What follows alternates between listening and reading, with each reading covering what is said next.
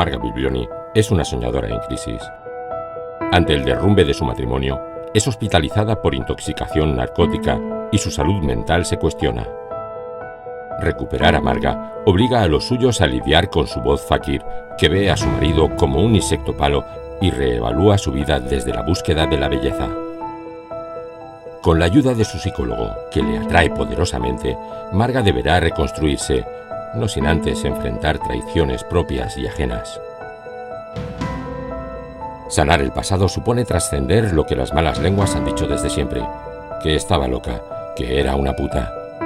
Nada que no hubiera oído antes cualquier otra mujer fakir.